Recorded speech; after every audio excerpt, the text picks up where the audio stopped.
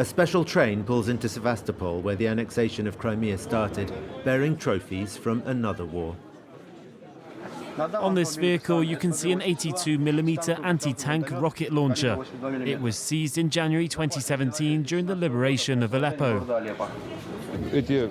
All the items on display were taken in Syria from members of illicit armed organizations. In total, this convoy will cover more than 28,000 kilometers from Moscow to Vladivostok. This is a propaganda operation organized by the Russian Defense Ministry. Its message: that the Russian army is helping the Syrian army to fight Western armed terrorists. This is a mechanical deminer. Great Britain exports them to other NATO countries. I stress NATO countries. But just as it was with the annexation of Crimea, the Russian army wants to hide the true nature of its Syrian operations. You mustn't say the Russian army is fighting on the ground. The Russian military over there, it's just the Air Force, full stop. And that we're bringing friendly assistance and humanitarian aid, right?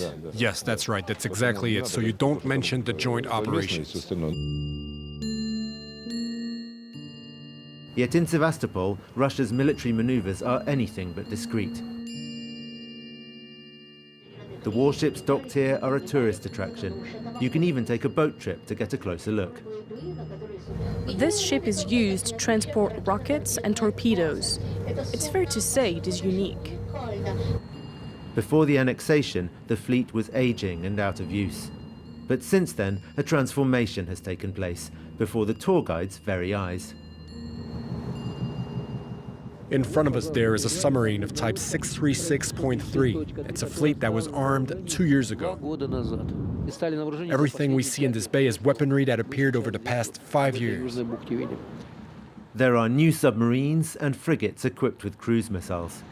Russia says it needs to defend the Crimean Peninsula from a potential attack by NATO. But that's not the only reason it has brought the big guns here. A year and a half after the annexation, the Kremlin started operations in Syria. In the beginning, supplies for our armies in Syria were organized from right here in Sevastopol.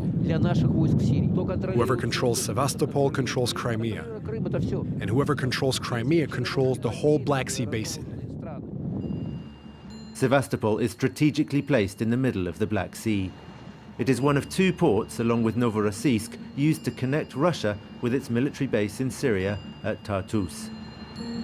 And it is thanks to Russian support that the Syrian President Bashar al-Assad is winning the war over there. The plan is now entering its next phase. The provinces of Sevastopol and Tartus have just signed an economic cooperation agreement worked out by the respective political parties of Assad and Vladimir Putin. That was our meeting with the Syrian president in early January this year. It was just after Sevastopol and Tartus signed the agreement on economic and social cooperation.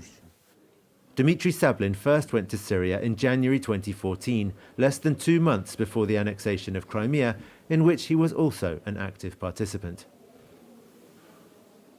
The Syrian president has always said that it was very important that Russian companies should get as many privileges and opportunities as possible in Syria, because it's Russia that helped Syria win the war against terrorism and evil, and it's also a way to break the blockade. International sanctions imposed since the annexation mean that Sevastopol's commercial port is working at just 15% of capacity. The local authorities are pinning their hopes on trade with Syria. Before, laminated metal from southern Ukraine made up nearly 70% of the goods that passed through the port. Today, obviously, those flows have been cut. Our cereals, though, are very much in demand. But before cereal deliveries to Syria can start, there's a problem. A local dispute means Sevastopol's brand new cereals terminal has been shuttered for 2 years. Its owner says the governor wants to bankrupt it. The problem is not the sanctions. It's the governor's policies and corruption that are killing us. Dealing with the sanctions and the conditions imposed by the Port Authority at the same time is impossible. In January, Sevastopol's public accounts comptroller also accused the city's authorities of trying to bankrupt the port and then sell it off.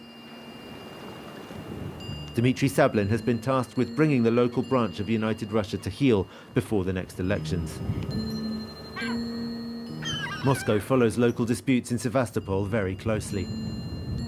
The city's geopolitical significance is too great to be subordinated to petty personal ambitions.